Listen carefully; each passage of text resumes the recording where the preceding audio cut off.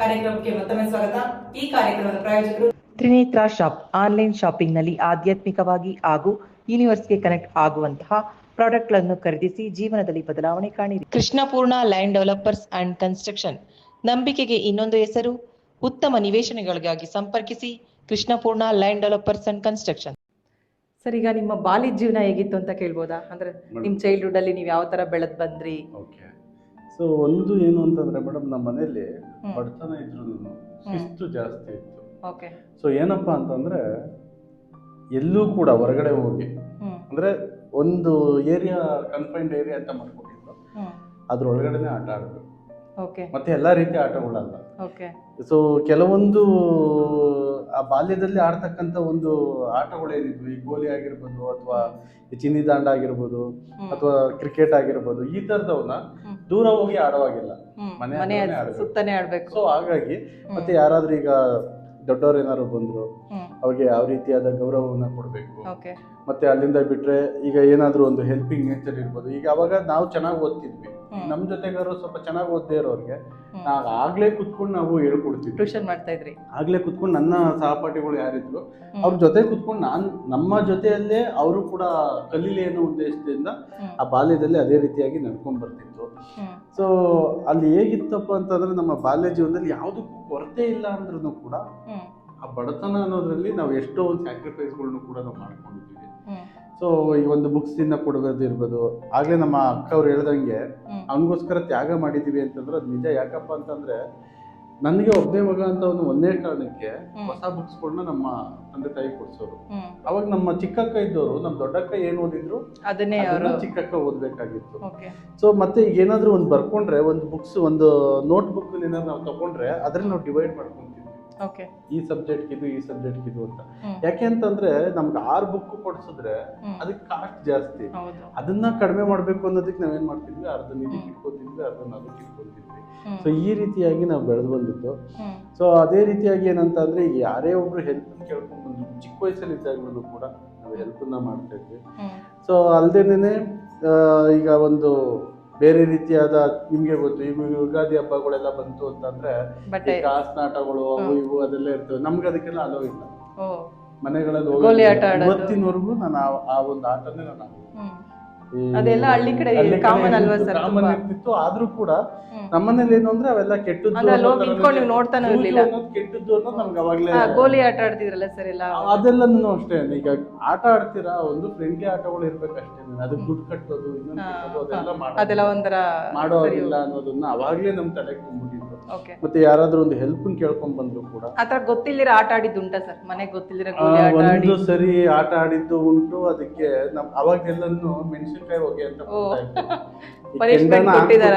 Punishment.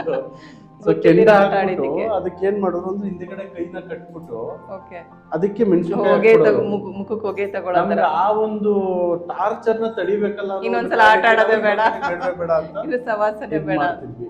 ಮತ್ತೆ ಈಗ ಯಾರಾದ್ರೂ ಒಬ್ರು, ಈಗಿನ ಒಂದು ಕಲ್ಚರ್ ಹೆಂಗಾಗಿದೆ ಅಂದ್ರೆ ಮಕ್ಕಳು, ಎಷ್ಟೋ ಮಕ್ಕಳುಗಳಿಗೆ ಹಿರಿಯರು ಬಂದ್ರೆ ಒಂದು ಗೌರವ ಕೊಡ್ಬೇಕು.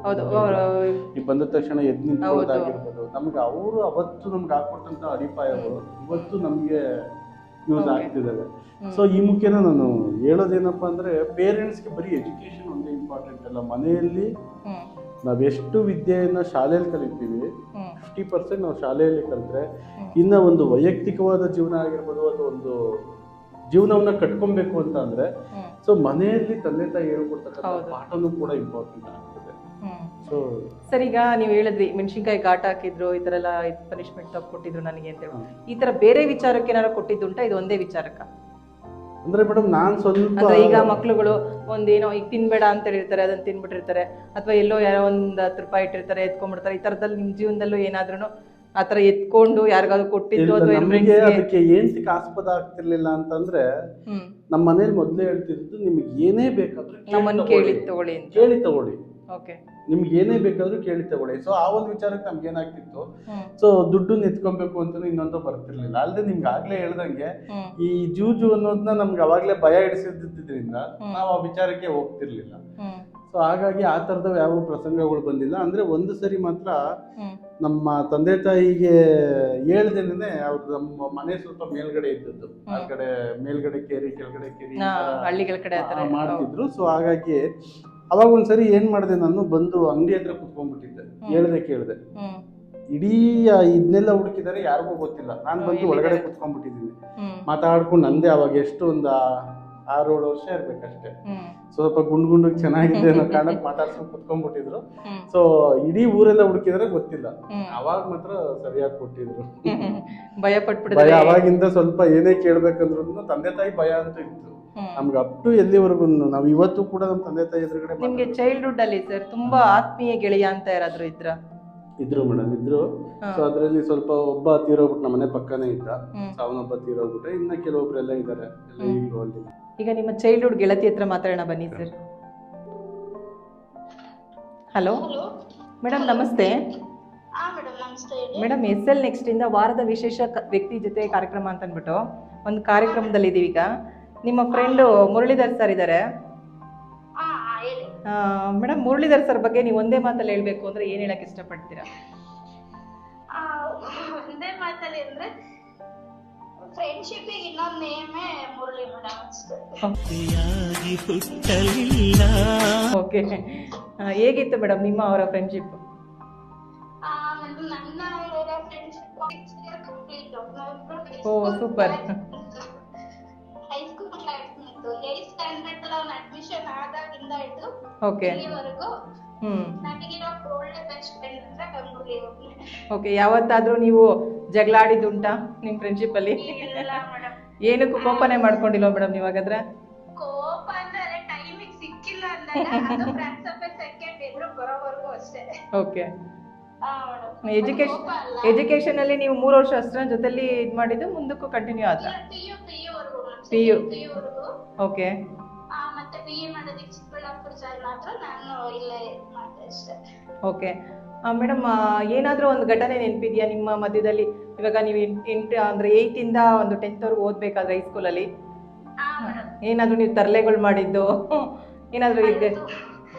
ತುಂಬಾ ತರಲೆ ಅಂತ ಅಲ್ಲ, ಅದು ಮೆಮೊರೇಬಲ್ ಡೇಸ್. ಜೀವನದಲ್ಲಿ ಯಾವ್ದಾದ್ರು ವಾಪಸ್ ಹೋಗಕ್ ಇಷ್ಟಪಡ್ತೀವಿ ಅಂದ್ರೆ ಅದು ನಮ್ಮ ಹೈಸ್ಕೂಲ್ ಡೇಸ್. ಓಕೆ, ಇವತ್ತಿಗೂ ಅವತ್ತಿನ ದಿನಗಳು ಮರೆಯೋದು ಇಲ್ಲ, ಮರೆಯಕ್ ಆಗೋದು ಇಲ್ಲ. ನೆನೆಸ್ಕೊಬೇಕಂದ್ರೆ ಪ್ರತಿಯೊಂದು ಕ್ಷಣನೂ ಹಂಗೆ ನೆನಪಿದೆ. ಅಡ್ಮಿಷನ್ ಆದಾಗಿಂದ ಹಿಡಿದು ಕಂಬೈನ್ಡ್ ಸ್ಟಡಿ ಮಾಡ್ತಿದ್ದು, ಅಂದ್ರೆ ಕಾಂಪಿಟೇಷನ್ ಅಂತ ಅಲ್ಲ, ಅದು ಗ್ರೂಪ್ ಸ್ಟಡಿ ತರ. ನಿಮ್ಮಿಬ್ರಲ್ಲಿ ಯಾರು ಚೆನ್ನಾಗಿ ಓದ್ತಾ ಇದ್ದಿದ್ದು ಮೇಡಮ್? ಫಸ್ಟ್ ನೀವ್ ಬರ್ತಾ ಇದ್ರ ಅವ್ರು ಬರ್ತಾ ಇದ್ರು? ಅಲ್ಲ, ನೀವ್ ಹೇಳಿ. ಇಲ್ಲ, ಇಬ್ರು ಬಿಟ್ಕೊಟ್ಟಿಲ್ಲ ಅದು. ಓಕೆ, ಗರ್ಲ್ಸ್ ವೈಸ್ ಬಂದ್ರೆ ನಾನು, ಬಾಯ್ಸ್ ವೈಸ್ ಅವನು. ಪ್ರತಿಯೊಂದರಲ್ಲೂ ಓದೋದಂತಲ್ಲ, ಸ್ಪೋರ್ಟ್ಸ್ ಇಂದ ಹಿಡಿದು ಕಲ್ಚರಲ್ ಆಕ್ಟಿವಿಟೀಸ್ ಇಂದ ಹಿಡಿದು ಎಲ್ಲಾದ್ರಲ್ಲೂ. ನಿಮ್ಮಿಬ್ರಲ್ಲಿ ಫೈಟ್ ಇಲ್ವಾ ಮೇಡಮ್? ನಾನ್ ಜಾಸ್ತಿ ಮಾರ್ಕ್ಸ್ ತಗೋಬೇಕು, ಇಲ್ಲ ಇಲ್ಲ ಮೇಡಮ್, ಅದು ನೀವೇ ಬಿಟ್ಕೊಟ್ಬಿಡ್ತಾ ಇದ್ರ ಫ್ರೆಂಡ್ ಅಂತ ಹೇಳ್ಬಿಟ್ಟು? ಇಲ್ಲ ಇಲ್ಲ ಮೇಡಮ್, ಈಕ್ವಲಿ ಬರ್ತಾ ಇತ್ತು. ಅದು ಕೋಇನ್ಸಿಡೆನ್ಸ್. ಅದು ಈಕ್ವಲಿ ಇಬ್ರು ಏನಾದ್ರು ಕಾಂಪಿಟೇಟ್ ಮಾಡ್ತಾ ಇದ್ರ ಮೇಡಮ್? ಇಲ್ಲ ಮೇಡಮ್, ಅದ್ ಮಾಡೋದಕ್ಕೆ ಅವಕಾಶನೂ ಅಂತಲ್ಲ, ನಾವು ನೆಸೆಸಿಟಿನೇ. ಅಲ್ಲ, ಈಕ್ವಲ್ ಬರ್ತಾ ಇತ್ತು ಅಂದ್ರಲ್ಲ, ಇಬ್ರು ಒಂದೇ ಬರ್ಬೇಕು ಅಂದ್ರೆ 1 or 2 ಮಾರ್ಕ್ಸ್ ಅಷ್ಟೇ ಡಿಫರೆನ್ಸ್. ಓಕೆ, ನಾನೇ ಫಸ್ಟ್ ಇರ್ತಿದ್ದೆ, ಅಲ್ಲ ಅವನೇ ಫಸ್ಟ್ ಇರ್ತಾ ಇದ್ದ. ಇಬ್ರು ಬಂದೇ ಇಲ್ಲ, ನಾನ್ ಬಂದ್ರೆ ಅವ್ನ್ ಬಂದಂಗೆ, ಅವ್ನ್ ಬಂದ್ರೆ ನಾನ್ ಬಂದಂಗೆ ಅಷ್ಟೇ. ಓಕೆ ಮೇಡಮ್, ನಿಮ್ಗೆ ನಿಮ್ಮ ಆ 3 ವರ್ಷದಲ್ಲಿ ಬೇಜಾರಾಗಿನ ದಿನ ಯಾವ್ದು ಇಲ್ವಾ? ಬೇಜಾರ್ ಅಂದ್ರೆ ಇಲ್ಲ ಮೇಡಮ್, ಆತರ ಏನೋ ಬೇಜಾರು ಇಲ್ಲ. ಖುಷಿ ಆಗಿದ್ದಿನ ತುಂಬಾ ಇದೆ ಮೇಡಮ್, ಖುಷಿಯಾಗಿರೋ ಡೇಸ್ ತುಂಬಾ ಇದೆ. ಲಾಸ್ಟ್ ಬೇಜಾರಾಗಿದ್ದಂದ್ರೆ 10th ಮುಗ್ದಿದ್ದಿನ. ಅದನ್ನೇ ಕೇಳಿದ್ದು. ಹೊರ್ಟ್ ಬರೋವಾಗ ಆಟೋಗ್ರಾಫ್ ಗಳು ತಗೊಳ್ಳೋವಾಗ, ಅಂದ್ರೆ ಸೆಂಡ್ ಆಫ್ ಡೇ ಮಾತ್ರ ಮರೆಯಕ್ಕಾಗಲ್ಲ.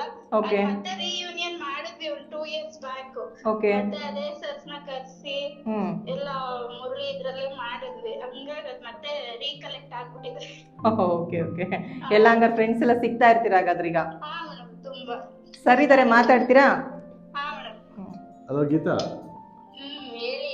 ಹೇಳ್ಪಾ. Congrats first. Thank you thank you thank you thank you.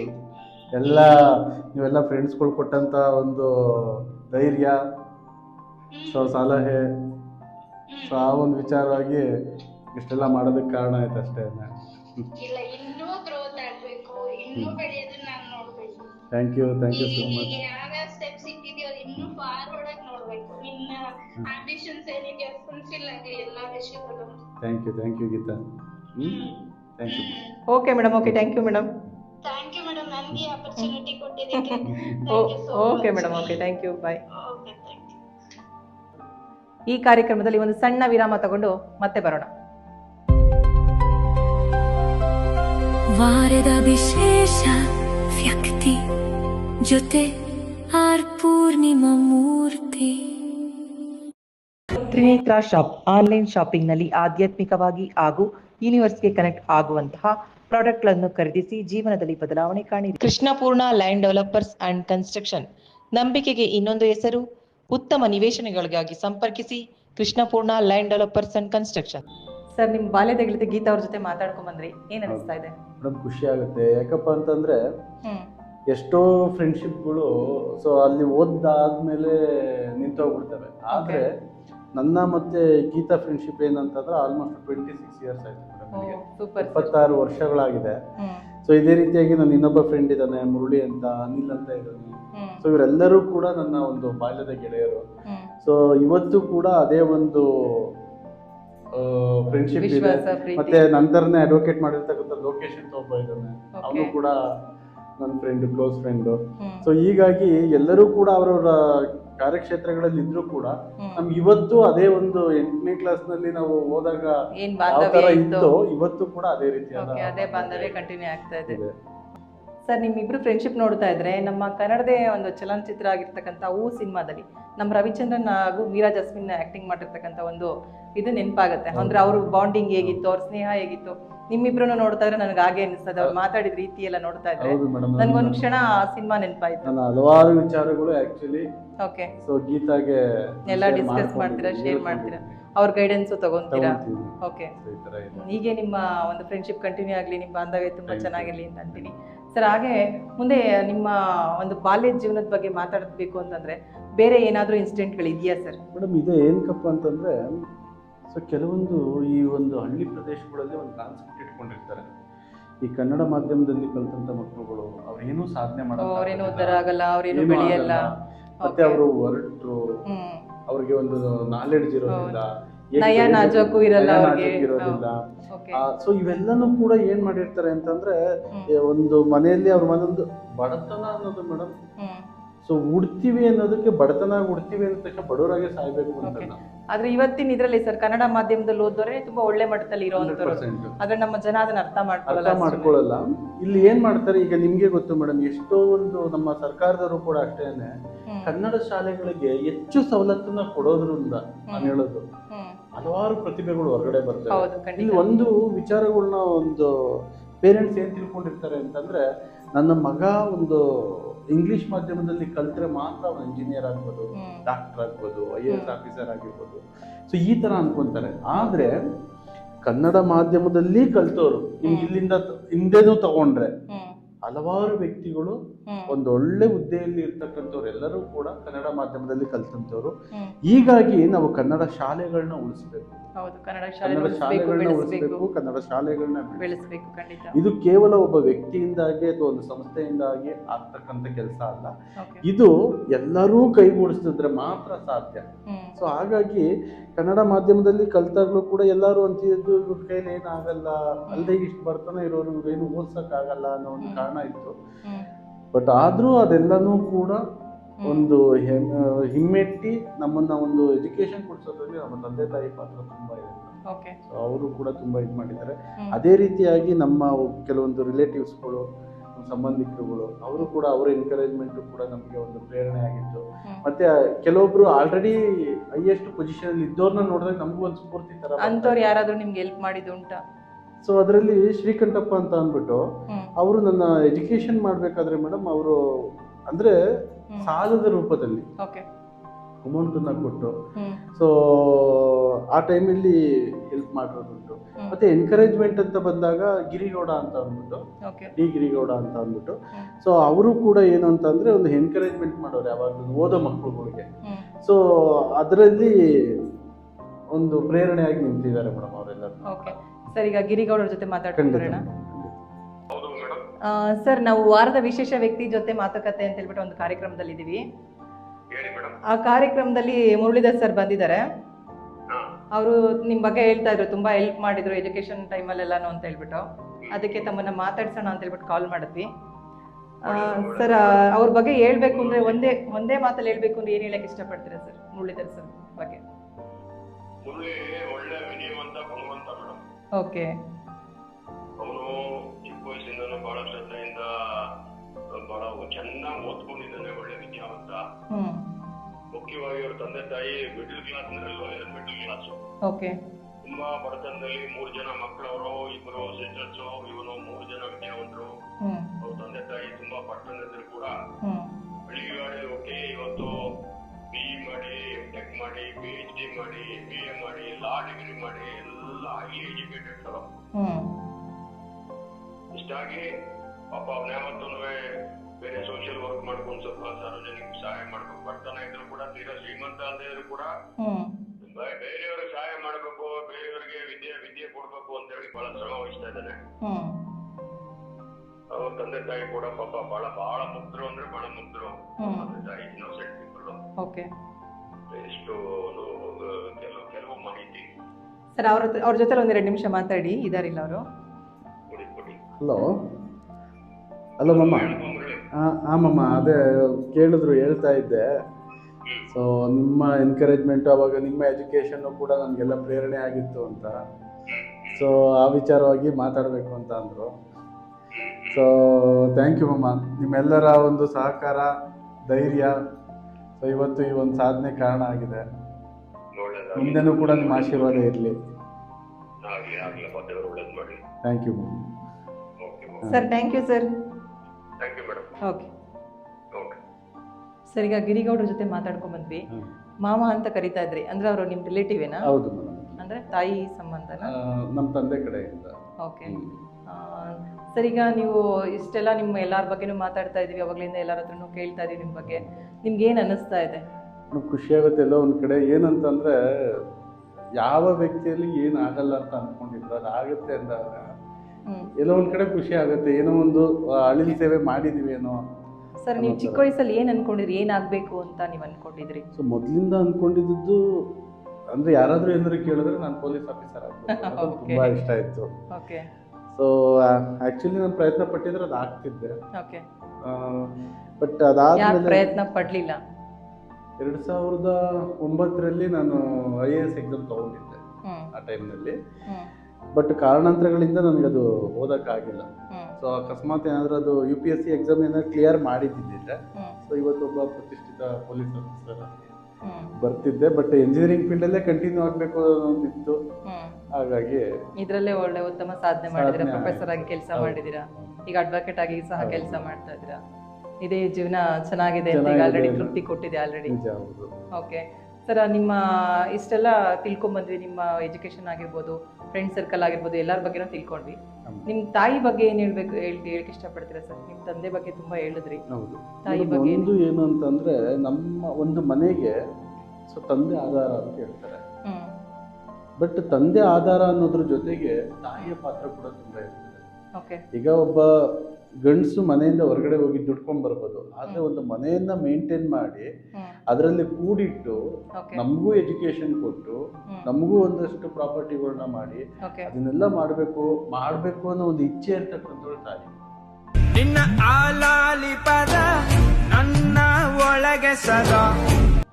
ಆ ಒಂದು ವಿಚಾರದಲ್ಲಿ ನಾನು ಕೂಡ ತುಂಬಾ ಅದೃಷ್ಟಶಾಲಿ ಅಂತ ಹೇಳ್ತೀನಿ. ಯಾಕೆಂದ್ರೆ ಅವರ ಒಂದು ಜ್ಞಾನ ಆಗಿರ್ಬೋದು, ಅವರ ಒಂದು ವಿಚಾರಗಳಾಗಿರ್ಬೋದು, ವೈಚಾರಿಕ ವಿಚಾರಗಳಾಗಿರ್ಬೋದು, ಅಥವಾ ಒಂದು ಧೈರ್ಯ ಆಗಿರ್ಬೋದು, ಸೊ ಅದೆಲ್ಲವೂ ಕೂಡ ನಮ್ಗೆ ಸ್ಫೂರ್ತಿಯಾಗಿನೇ ನಾವಿವತ್ತು ಈ ಒಂದು ಸಾಧನೆ ಕಾರಣ ಆಗಿದೆ ಅಂತ ಹೇಳಿ. ಅಂದ್ರೆ ನಿಮ್ ಜೀವನದಲ್ಲಿ ಏನೇನ್ ನಡೆದಿದ್ರು ಅದಕ್ಕೆ ನಿಮ್ಮ ತಾಯಿನೇ ಮುಖ್ಯ ಪಾತ್ರ. ನಮ್ಮ ಇಡೀ ಫ್ಯಾಮಿಲಿಗೆ ನಮ್ಮ ತಾಯಿ ಒಂದು ಗೃಹ